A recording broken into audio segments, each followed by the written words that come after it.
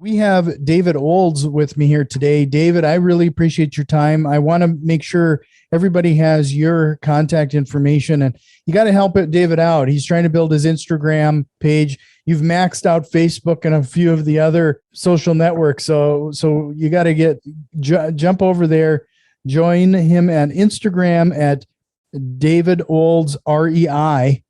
And you can find David at that acronym everywhere, David Olds REI.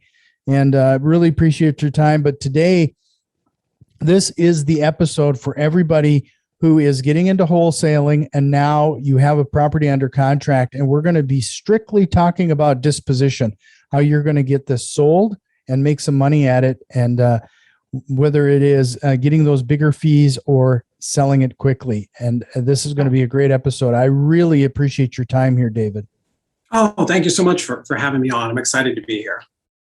So just to kind of give people a little background, if you haven't heard of David, he's been around for quite a while. In fact, before the last financial collapse in 2007, 2008, 2009.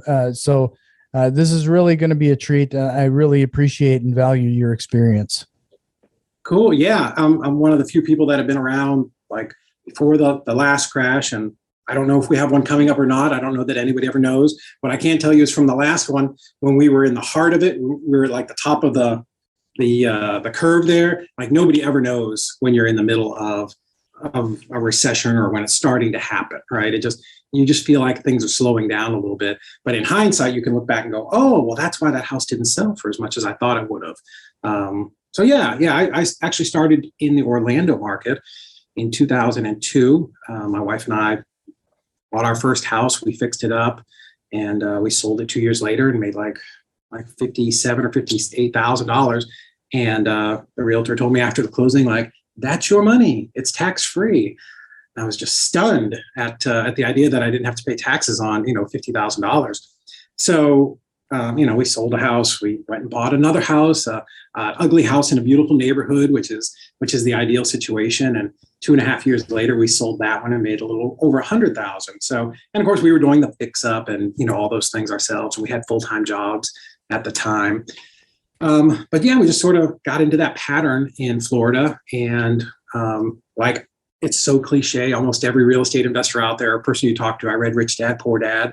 I was standing at the airport, just killing some time, and pulled this book off the shelf. And 10 pages in, I was just captivated and bought it and went home and just burned through it. And at the end, he says, Kiyosaki says, if you want to be in real estate, go find a real estate investment group, right? So I'm like, okay, I'm not that smart, but I'm really good at following directions.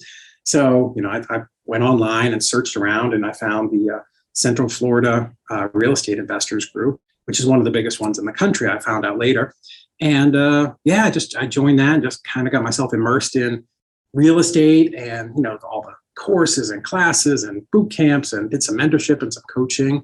And we got really good at flipping houses in Central Florida in the mid 2000s.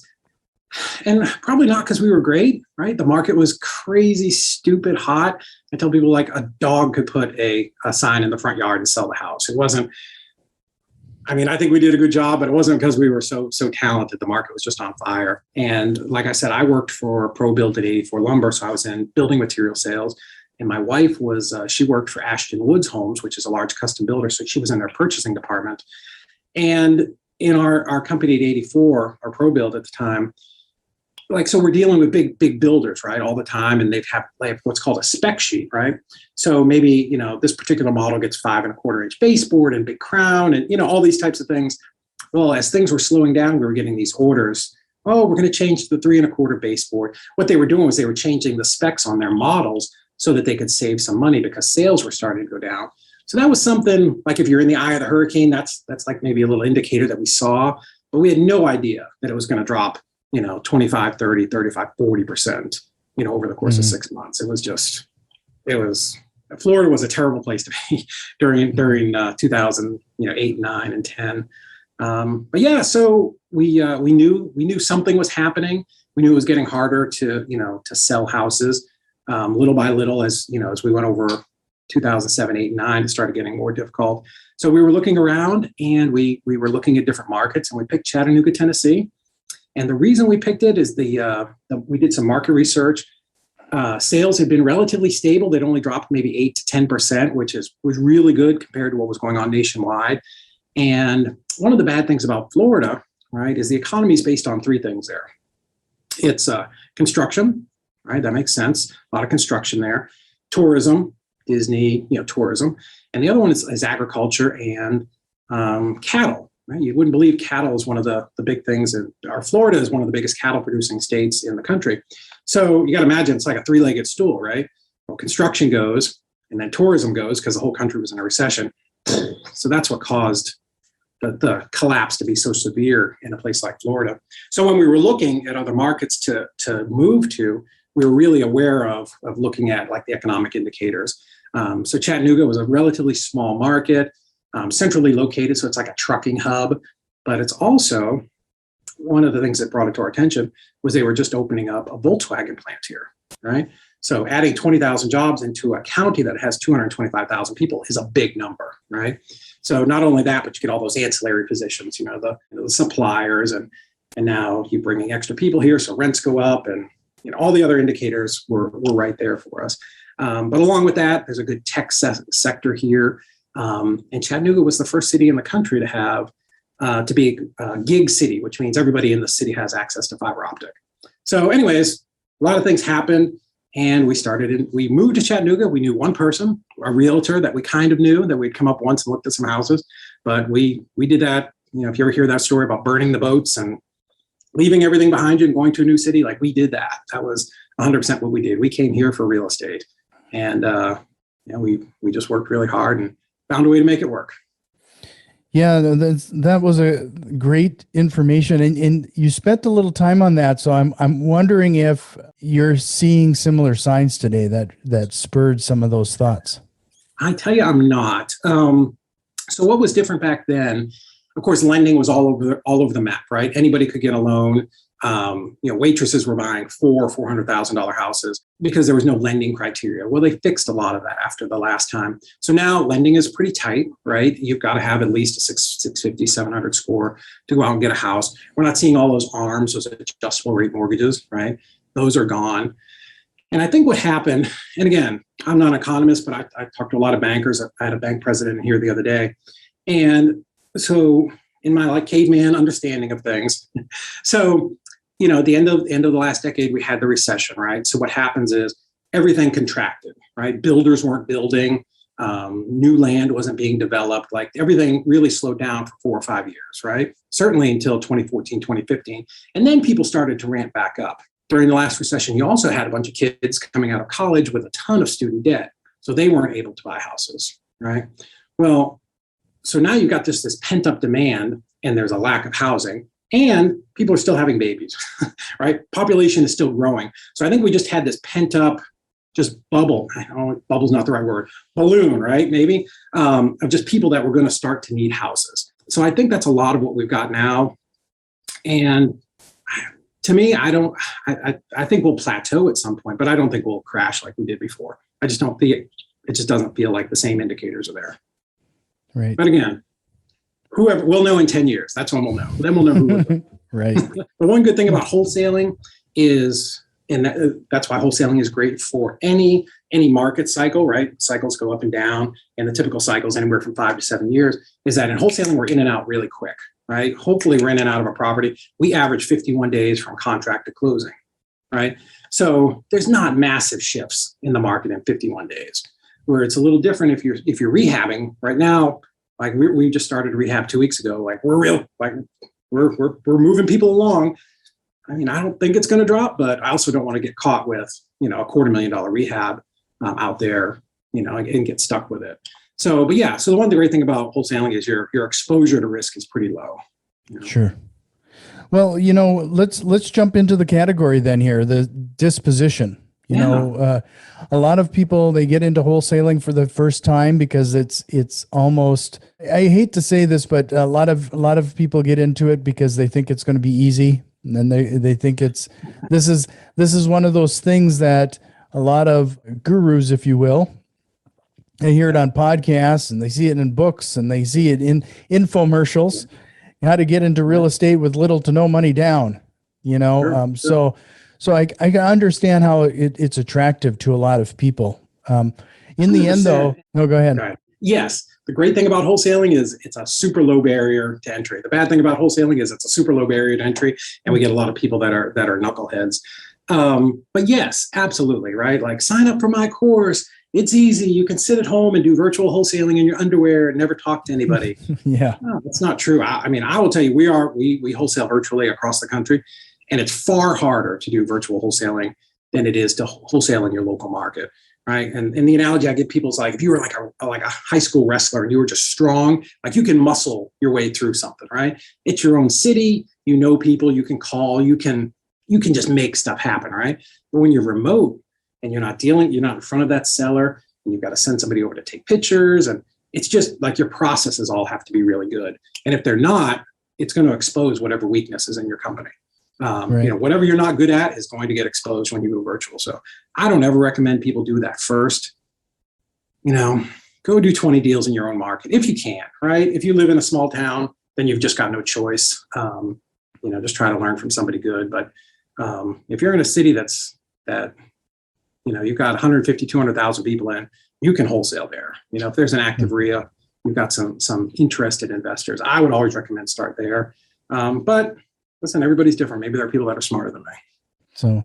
So we're going to fast forward a little bit here to the whole process of disposition. Yeah. And for a lot of that information, you might want to check out David's training, which is at disporei.com. And again, follow David on his Instagram at David Olds REI. And I understand that that's your moniker on all of the socials, so it's easy for people to find you. Yeah, luckily I have a unique enough name that I was able to grab that at YouTube and LinkedIn and, you know, and all of them. But yeah, so dispositions, right? So the biggest lie in real estate is this: if you have a good deal, it will sell. And that's at the end of every guru course, right? If it's a good deal, it will sell. And, you know, for a long time, I had a partner at one point, and I handled just solely the disposition side. So I'm every day, right? I'm always out there looking for resources and new things. And there's nothing out there for dispositions to help people. There's not. Maybe a random video here and there, but there's no organized course of here's how you do it. Here are the things you should do. Here are the things you shouldn't do that will waste your time. So we really set out to kind of put all of that information together in an easy to understand course manner, you know, and we also have a mastermind that goes with it. But anyway, so we talk about, you know, wholesaling. Real estate in general, there's always two ways to do it, right? You could be the guy who's like the mad scientist, and you've probably had guys on your podcast, and I've got friends like this who are so smart, and they do these crazy off the wall, complicated type transactions, and that's fantastic, right? If you're that guy, like all the applause goes to you. However, if you're going to scale your business, you can't scale with that kind of model. It's got to be very streamlined and easy to understand. And that's what we've created. Basically, our dispo course came out of people coming to us and saying, hey, how do you dispose so many properties across the country? So we basically took the process that we use for our own team here in Chattanooga in our office, and we put that into a course. But yeah, it's a very straightforward, easy to understand course. I guess I'm probably doing a terrible job of explaining it. No, and I'm glad that you brought that up, because I've actually have heard multiple people say those exact words. If you find the deal, the money will come, whether it's through sales or investment or what have you. And I have, just speaking from experience, I find that I spend almost as much time building my buyer's list and getting that stuff figured out as I do finding the property. 100%. So what do you do when you get a new property lead and it's in Philadelphia and you've never sold anything in Philadelphia, right? Well, the process to build a list is relatively simple, but if you don't have that step-by-step of how you do this, it's going to be a problem, right? But just that idea of, oh, you've got a contract that's going to sell. I tell people, like, a contract sitting on my desk could be the greatest contract ever, right? It could be $1 million house that I have under contract for $1, but I've still got to get it out there and get it in front of people, right? Mm-hmm. And so that's one of the things that we really learned and honed by going through that last recession, because, you know, during 2009, 10, 11, 12, 13, like you could buy property all day long. You could go down any street and just find vacant properties. But the issue was who you're going to sell it to, right? Because there weren't as many investors as there are now, right? A good market brings out a frenzy of people wanting to buy real estate. So in doing that, we learned how to be really great at selling our properties. So you transition that to today and people say, well, it's a hot market. I should be able to sell anything, right? Because my guru told me that if it's a good deal, the money will follow. Here's the thing. Like if you're doing any kind of active wholesaling and you've got any kind of business where you're marketing and putting things under contract every week, here's the truth. I'm going to tell you, I've done 1,000 deals. Not every deal is a unicorn, right? Mm-hmm. Not every deal is that perfect 3-bedroom, 2-bath, brick rancher in the best part of town with a good school district, right? If that's what you're looking for, I mean, that's like being in the major leagues and every time you go up to swing, you're looking for a triple or better. It just doesn't happen, right? So you're going to get properties in. I mean, maybe it's not an A property, but it's a solid B-, right? It's something we can make 8 or 12 grand on. So understanding how to, if you don't understand the dispo process and how to get in front of the right buyers who are going to pay the most and how to market it to get in front of a lot of people, you're just going to struggle with those. And I have people that come to us every day. Like today, I got an email from a wholesaler. Hey, I've got these 4 properties. I just can't seem to move them. I'm like, well, your numbers look good. What have you been doing? Well, I posted it on Facebook Marketplace. I'm like, of all the places to post, that's probably the worst place that you could put a deal, right? So yeah, just having a good deal, or even what you think is a good deal, right? Because that's the problem too. A lot of new wholesalers don't even understand what's a good deal and what's a bad deal. But let's assume you've got a good deal. That deal sitting on your desk or that one post that you put on Craigslist probably isn't going to sell that deal, right? Mm-hmm. And if you post it in one place and you get a call, that one person wants to beat you up, from 60,000 down to 45, and you're like, oh, I'll make 5,000, I'll just take it. Boy, if you'd had 10 people calling you about that deal, now you've got some competition, right? So now you get into that bidding type stuff, or at least where you don't feel like you need to take a discount on your assignment fee. So where does a person start? Like, how do you build that buyer's list and just start generating that? So here's one thing that we teach, and I teach my employees this. I mean, every single person in our company that we train, I draw this, and my girls always make fun of me because it's always crooked on my whiteboard is a timeline. And at the beginning is lead generation, at the end is closing, right? Now, every single person in our company understands why we're here, right? So we start with the end in mind.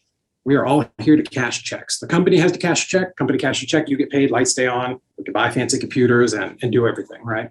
So the first thing somebody needs to understand is who is going to buy this property, right? Mm-hmm. Or even before that, if you're going to start doing lead gen, where do you need to be marketing? Well, you need to be marketing in places where people are buying, right? So I tell a story like we had a property in Anderson, Alabama. I think I looked it up the other day. It was like 247 people or 246 people in Anderson, Alabama.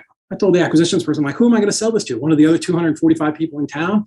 The odds of finding a buyer there are super, super slim. So, I mean, in general rules, I would tell you, don't be marketing in places with less than 150,000 people, right? Because it's just going to be hard. I'm not saying you can't do a deal there, right? I never say can't, right? Because there will always be somebody who can, who will defy that, or, but wholesaling is a speed business. We want the low hanging fruit, right? We want to be in and we want to be out. So I don't purposely like to just beat myself on the head with a 2x4 just to sell a deal. So I would start in markets where there's 150,000 people, right? If you want to be even more strategic, you can go into list source, pull a list of cash buyers in, let's say, Mecklenburg County, which is Charlotte, right? And I can pull that and I can sort them by zip code. So then if I'm doing some type of outbound, like telecommunications, texting, cold calling, something like that, at least the list I pull can be isolated to the zip codes where there are going to be a lot of cash buyers, right? Doesn't that make sense? The story that I tell people all the time is, if I was to open an ice cream truck, right? I'm going to have an ice cream truck. I'm going to drive around. I'm going to sell ice cream. Well, like, I really like chocolate ice cream. I'm a big boy. I love me some chocolate ice cream. And if I go out with my ice cream truck, and like, sure, some people buy chocolate, but a lot of them want pistachio. The reason I don't have pistachios is because I'm allergic to nuts. But gosh darn it, if that's what people want, that's what I'm selling, right? So that's how you have to treat your wholesale business. You need to understand the people who want deals, where they're at and what they're buying, right? Mm-hmm. So do a little bit of research on your market. What zip codes are they buying? Take those zip codes. What's the average price? right? Pull the cash buyers list. What are cash buyers paying over there? So that we do that. Like before we enter a new market, we do a little bit of research to make sure this market makes sense, right? Because we're spending real dollars, right? Whether it's pay-per-click or texting or cold calling or whatever it is, like those are real dollars that are coming out of my wallet. So I want to make sure we're spending it as smart as we can. Does that make sense? Yep, it does. And as you're developing your list and understanding that probably helps with the speed of sale. Sure. So you go through all of that, and you're a great negotiator, and you get something under contract at its most basic level. If you need to build a cash buyers list quick, go to PropStream, right? Put in your property's address, go out 3 miles, pull a list of cash buyers that have bought within the last 6 months. You'll get a list of 100 people, right? Super simple. Anybody could do this. It's the most rudimentary way of building a buyers list. Skip trace them. You could skip trace them right through PropStream. Take those people, cold call them, text them, that will get the bulk of, those are real buyers, right? Those are people from public record that bought a property for cash within the last 6 months. So those are your best likely buyers. Beyond that, Facebook groups are amazing, not Facebook Marketplace.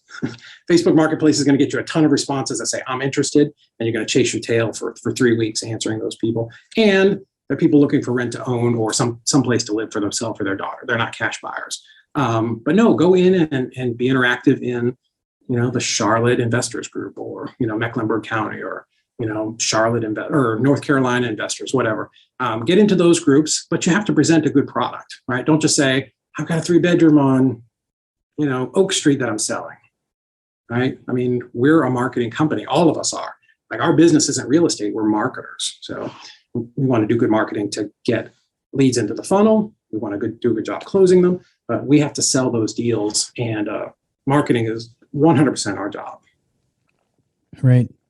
So then how do you go about maximizing your profits? I see a lot of wholesalers just kind of putting their markup on it and and taking the first buyer. Is that the process that you typically? No, not at all. So again, everything we do, we start with the end in mind, right? So even my acquisitions people understand that Bob, who's going to buy this property, right? Bob needs to buy it at a number that makes sense to him, that he can rehab it, and that he can add closing costs, which 10% people seem to always forget.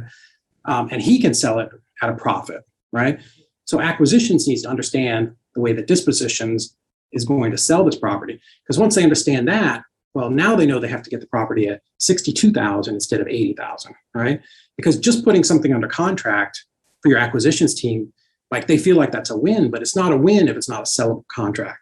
And that's the thing that I see the most is, gosh, they said they'd sign this contract at 80,000. I really know I need to be at 70, but I'm going to take it. I'm like, you can, if you just need practice of talking to people, and you want to just run something by buyers. But what happens is you will get a bad reputation in your community. We've had wholesalers here in Chattanooga that, the deal goes out. The deal goes out. And every time it goes out at a price range, and all you're doing with our price reduction, all you're doing with that is training your buyers to know that you're probably starting out high, just trying to gouge them, and you're going to drop the price, so people will just wait you out. But the best way to answer your question, I'm sorry. So when you're pricing it on the disposition side, right, we want to look at what similar type properties have sold for cash. Right. So if I run the comps and I see that all my low comps are kind of in that range of, this 3-bedroom, 2-bath house, or 3-bedroom, 1-bath that was built anywhere between 1950 and 1965, they all feel like they're selling about, 72,000, right, to cash buyers. So what that tells me is if I can be out there at 70, right, I have a winner, right? I don't need to know what the rehab budget was or how much somebody's going to spend, because I know houses like these in this neighborhood are selling at this amount for cash. So that's my barometer, right? I just know that if my acquisitions team understands that, if they know 70 is the target, well, if we could be at 45 or 50, like, we're in the money. Okay, maybe repairs are a little bit worse, and my buyers go out there and say, dude, I really want to buy this, but I need to be at 67. And I don't know if I can do 67, but I might be able to get you at 68, right? It's still a good day because speed counts, right? So absolutely understanding what cash buyers want and what they're willing to pay before you put the property under contract will just save you a lifetime of headaches. Sure. So in the end, it's that age-old lesson in real estate. You make your money at the buy, and You 100%. get it at the right price. Sure. And, in all types of wholesaling, whether you're wholesaling in your own city or whether you're virtual, like people will not tell you everything, right? And I don't want to say people lie to you, right? Because sometimes people don't know, right? Somebody inherits a house in Connecticut and they're in, North Dakota. They are not coming to Connecticut to sell, to sell you this house. So maybe they inherited, they've never stepped foot in the house. I have rentals that I went in a rental on Sunday that I haven't been in 6 years because the tenant just moved out. I have no idea what the inside looked like. Thank goodness it was good. But, so sometimes that's the case, right? People just don't know. So, I always tell people your buyer will tell you if you need to go back for a reduction. They will tell you when they get out there, hey, this number doesn't make sense, right? So how often have you had to go back and ask for a reduction? I try not to ever do it.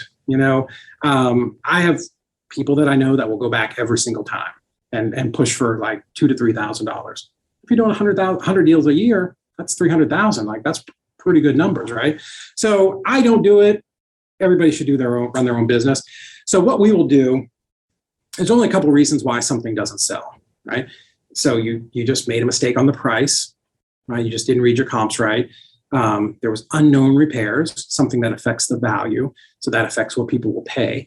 The third reason is, and the most common reason is you just did a bad job marketing, right? Mm-hmm. That's it, right? And you just have to be able to come to terms with that. And sometimes look at a property after it doesn't sell and go, my goodness, what did we do? we didn't get this done. And years ago, I used to have this frustration with my team. I'd be like, what are we doing? We have 10 things we should be doing on every property, and we're only doing 6. And never even the same freaking 6. We're all over the place, so no wonder this thing didn't sell. So that's why, having a checklist and a process is super important. But yeah, so how often to go back? Usually what I will do, the way that I handle it, let's say I'm under contract at 60 and I'm selling at 80 and something went awry, right? Something went screwy and we didn't know there was black mold or something. If I can get it contracted, my goal is to get it contracted with the end buyer, even at 61, right? So, because I want to lock him in. Even I'm at 60, 61, like let's lock it in because, hey, again, I always tell people, these are real people, right? Bessie, who is selling, she's a real person. The guy who's buying, he's a real person that's going to shell out money out of his pocket for this property. So I will lock that person in if I can, and then I will go back and go, hey, Bessie or Smith, hey, I know we talked about this. There were a couple more things than we talked about. I know you probably haven't been up in that attic, but that roof leak, that chimney leak, whatever it is, there's some black mold and, I can get this thing closed, but I need to be at 55. Can we make that work? So I'll do the sort of, hey, good news is we can close next Thursday, right? Because I've got a buyer locked in. Bad news is, X, Y, and Z. And I need to be at this price to make this work. Can we do that? Most of the time they'll say yes, or they'll give you a number. And if not, we're going to close on it and, lesson learned. So that's the way that we handle it. The other times are when your offers start coming in at 57, 58, and you're contracted at 60, it gets a little trickier. And what we'll do there is we'll go to the buyer and we're like, hey, that's really low. Let me talk to my partner. Here's what I'll do. I can go back and try to see if I can get you this at 68, but if I call you back, we're going to go under contract today, right? You're serious. You're ready to wire EMD and sign this contract. Yes. Okay. And then we'll go back to, the seller and go, hey, XYZ, here are the problems. Here's where we need to be. And we'll try to get her down to a number where there is at least a little bit of spread. Because again, we want to make the deal work. We're that far into it. We may shoot for 20, maybe we made 6 at the end. But we will 100% sit down with our dispo people and acquisitions people and do like a deal review and go, okay, let's listen to the call. Let's look at your notes. Let's look at the feedback from the dispo team. Where did we just miss here, right? Mm-hmm. So I always tell my team, we will learn way more from a bad deal or a deal where we just had to kill it than we ever will the deal that you made 70 grand on, because those just go in and out so fast. Everybody cheering and celebrating and ringing the gong and, and off we go. So do you have a target markup on every property, or do you let the market decide? How do you decide your markup? We shoot for 20,000. And again, that's our number. Some people are more, some people are less. If you're working in San Francisco, your target is probably 100,000, right? But if you're working in Ocala, Florida, maybe your number's 6, right? So again, that number is based on us because we have a 4,000 square foot office and, we have a full office team and some VAs and a lot of software, that's just what our overhead is. So we'll pass up on some of those marginal deals.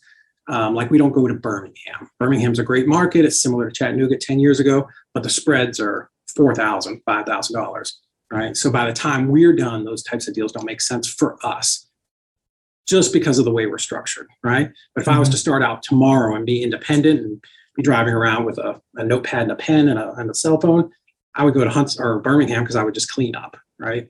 Because I could just do a lot of deals. So that's just for us. We shoot for 20. We're actually average like 17,800 and some change right now. It's what our year-to-date average is. Sure. So in the end, it's you do target a markup, but in the end, that's frankly negotiable depending on what your buyers are willing to pay. It is, because here's what in our dispositions team, they want to dig in sometimes. Like, I know this is a deal, this should be the price. But here's what I tell them, like we're like the people laying on the beach, right? So this week, acquisition sends us 3 or 4 contracts, right? Well, next week, it could be 5 or it could be 2, but there's more coming. And the week after that, more coming. The week after that, more coming. So, we're like the produce stand. I got to move the old apples out because I have new apples coming in next week, right? Mm-hmm. So that's what happens when you have a fully formed acquisitions and dispositions department, is like their job is only to get contracts. And I'm pointing like you can see towards my acquisitions area, and dispositions is back there. But yeah, their only job is to go get contracts, right? So they do marketing, lead gen, talk to sellers. Marketing, lead gen, talk to sellers. Where disposition is only talking to buyers. So we're on the speed plan. So if it's an acceptable number, and everybody gets paid a commission based here. So we use a split plan. Small base with a good commission. So, they want to move this property out so they can start on the next one. Yeah. Your analogy of the fruit is a great one, because just like you said earlier with some wholesalers, and you see a constant drip as the price keeps dropping. Yeah. That's just unloading vegetables and fruit that's eventually going to go bad. Yeah. And I worked in retail, for 20 years. I was in UMass, I was in retail, and I had a great first boss. And he taught me this: always make your first markdown your best markdown. Like, you do not have time to keep messing around with this over and over and over again. And again, I've seen it because I'm a buyer too, right? I buy from other wholesalers as well. I'm not narcissistic enough to think that only I have the best deals. So yeah, from time to time we buy wholesale deals from other people. So I watch these emails come through, and I'm like, well, just dropped another 4,000. Oh, just dropped 3,000. And we actually did track it for a year. We tracked every Chattanooga wholesalers emails, and we have a list, and we had 4 columns for all the different price drops. Yeah. So anyways, that was a different story because we retargeted them after 6 months, all those people who those deals didn't sell. But you're definitely just training people. So I would watch them, and I would just wait. Like an hour after that, about 3rd email, I'd call them and go, hey, so I can buy this property if you want. Here's the number. I'm like, oh, I can't do it. Okay. All right. I let it go about another 30 or 45 days, and we just call them up ourselves and get the property under contract at the right number. So that's the way it goes. Yeah, no, and typically when you start to see price drops like that, what I've learned or have seen is that a lot of people start to think that there's something wrong with the property that they're missing. 100%. So then it starts to spoil. It does, because if you email it out every single day, that's exactly what people are going to see. So, we're pretty judicious. We want to make sure we're priced correctly, and we feel confident about that price. And listen, I'm not telling you we're perfect. Like, we knock out 2 or 3 $40,000 deals and we start getting a little full of ourselves, right? It happens. Even me, and I've been doing this for 20 years. I'm like, oh, I think we can push the market on this one. And the market tells you very quickly. It will slap you back.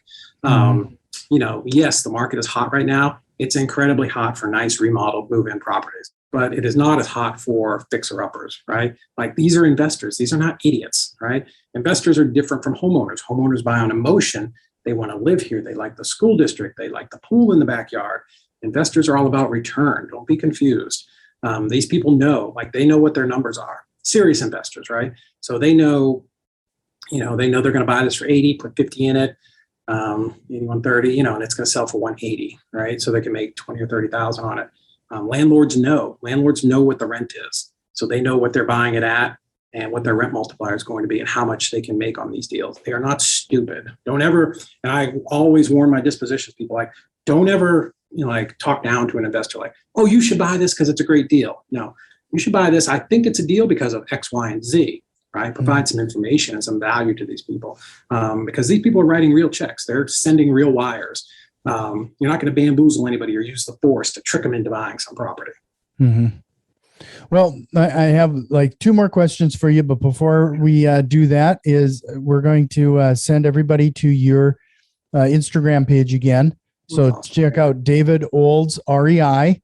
Help David out there. He's maxed out his Facebook page, so I don't know if you can take any more followers there, but definitely check out Instagram. So looking back on your career now in real estate investing, knowing what you know now, what is one lesson that you wish you could tell yourself when you first started? 100%. 100%. I had a conversation with somebody at breakfast today. I would have bought and held more properties. I hear that more than any other piece of feedback. I lay in bed just thinking about if I could go back in time and buy more stuff. And, the people in Chattanooga, like in my market, Chattanooga here, that have been investors for a long time, it's a pretty small group, right? Maybe there's 6 or 8 of us. And we'll go to lunch and we'll talk about, I'm selling this deal over in, Orchard Knob area. And I'm getting 70 grand. And someone will be like, 10 years ago, I was selling properties like that for 6. God, we should have bought more of them, right? So that is the most common thing. And had some really wise words. I used to do nationwide coaching, and I was with a client in just outside of San Francisco, San Jose. And this old timer was sitting at this meetup group or RIA group, and people asked him about buying rentals and what discount he should buy them at. And this guy kind of took a long pause. He looked at him. He's like, it doesn't matter to me what the equity percent is. I just want to know that it cash flows. He was like, well, I don't understand. Everybody says to buy at 70 cents on the dollar. And he said, listen, if you're buying rentals, as long as you have a fixed interest rate, whether you're buying from a bank or you're buying from a seller, over time, that rent is going to rise. And that spread that you're getting every month is going to go up and up and up. So if you buy it with an acceptable monthly cash flow, so whether like my number's 200, maybe your number's 400, whatever it is, it doesn't matter, right? So let's say, my mortgage payment is 400 a month and I'm renting it at 600. Let's just PITI, everything, right? 400. So I'm going to have $200 in cash flow, right? So if the market takes a little dip and I have to go down $50, I'm still good, right? Because those dips are usually pretty short. But over time, and I've done this because I've owned properties for 12 years now, that $200 is going to go to 400, 600, 800. So over time, it's not going to matter. Real estate is, and with inflation, buy in today, lock those rates in or that price, that long-term price, and you'll get that appreciation from the rental. And the tenants are going to pay that off. And that's just, equity and long-term wealth that you're building. Sure. And then lastly, is there a question you wished I would have asked you here today? Oh, that's good. Question for me. So here's another important thing that I'm a pretty big believer in. I'm not sure how the question would have been worded, but one mistake that I see a lot of people make, aside from just quitting too soon, right? That's easy. I tell people I was just too dumb to quit, and that's why we're successful. But so being an investor is hard, right? People, if you're just starting getting invested and investing, and you're sitting at your house and you're at the kitchen table and you're trying to do this, and you're reviewing properties and you're doing underwriting, you're doing marketing, you're doing all these things, it can feel like you're a man or woman alone on an island, right? You just really can feel being an entrepreneur can be very isolating. So I always tell people, like, join a RIA, join a meetup group, right? If there isn't one, start one. Like, I posted a post last night, Chattanooga, let's all go to Panera tomorrow morning and have breakfast. 10 people showed up, right? And we just talked about real estate. So get around that campfire, around other people that are doing the business, and be inspired by that. I don't feel, envy that, somebody else did more deals than me. Just be around those people that are doing deals, and it doesn't feel as lonely and as isolating. And it's, you should be inspired by other people's success. So get a tribe, get a bunch of people that you can be friends with. You can all kind of do this journey together. Makes it a lot easier. Yep. No, I appreciate that. That was a great way to end this. Again, check out David Olds, REI, on all the socials. And you're always welcome back. I hope you'll take me up on that invitation. 100%. And we'll chat again sometime very soon. Perfect. Thank you so much for having me.